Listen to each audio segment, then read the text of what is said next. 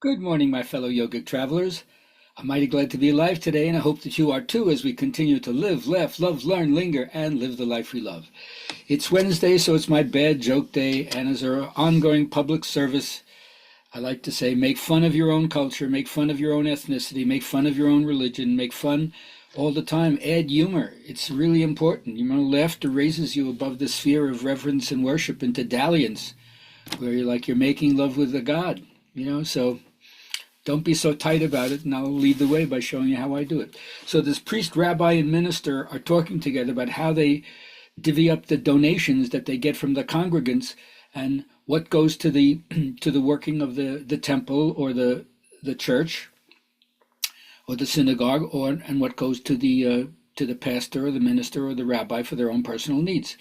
So the priest says it's very, very simple.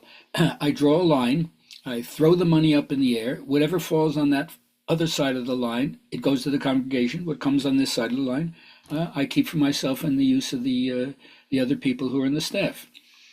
And very interesting. Then the Protestant minister says, well, I do something really, really simple. So very simple, similar. I draw a circle, I throw the money up, whatever falls on the outside of the circle, the congregant get. Whatever falls on the inside of the circle, I take for myself. Very interesting. Rabbi, what do you do? He says, well, I take the money, I throw it up in the air. Whatever God catches, God keeps. Everything else, I keep. Ooh, that's how it goes, huh? All right, so now for my journaling friends, let's keep on going. Fill in the blank. I know I'm clear and confident and I don't feel clear and confident when. So can you enumerate with your own personal critique? When you know you're right on the beam, you got it. And when you're off the rails, you let me know. When are you clear and confident? When you're not clear and confident? And I'll share with you my own version. All right. So always start with something to honor my teacher, BKS Iyengar. Yoga confers the impetus to aspire and your thirst for spiritual knowledge. And it helps you by learning to quiet the mental waves, to purge yourself of the various kinds of toxic matter, not only physically, biologically, but mentally and emotionally, and let your mind be free from the shackles of the body. Find out if there's something other that you identify with than your material frame. As the Sufis say, the purpose of the body is to make that which is perceptible clear, and a desire to experience life fully. And so our body becomes a vehicle of intelligence and a dome for greater reverence, a greater resonance, especially when you chant mantra, right? Or you sing, you realize how your whole head and anatomy are kind of like a dome for resonance. Now, Joseph Campbell reminds us that all traditions intend the same end, experience of spirit, but they just use different ways to get there. Each puts on a show, holding their cards close to the vest, not yielding their trump, right? But all those symbols are too culture bound. They create an in-group and an out-group. So there's an exclusivity to it. And something that's more non-denominational, more universal, that's what has to take over. Even when the disciples asked Jesus, when will the kingdom come? He says it doesn't come by expectation, because it's not historical, it's psychological. It's spread before you, but you don't see it. So it's a change in perception that's going to make you see beyond the appearance level, beyond the phenomenal level, to something that is within creation and also transcends it.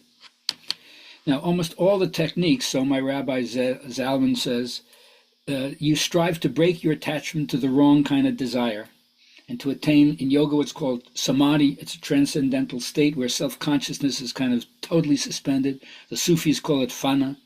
The Zen students call it satari. It's the ultimate self-nullification. And so in learning to nullify myself as I get older, and this is especially for my friends all over the country, but in Florida as well, okay, I'm not going to find a new lover. I'm not going to exercise madly to compete with younger people. I'm not going to redouble my efforts to prove I'm still powerful in the workforce, my powers to earn.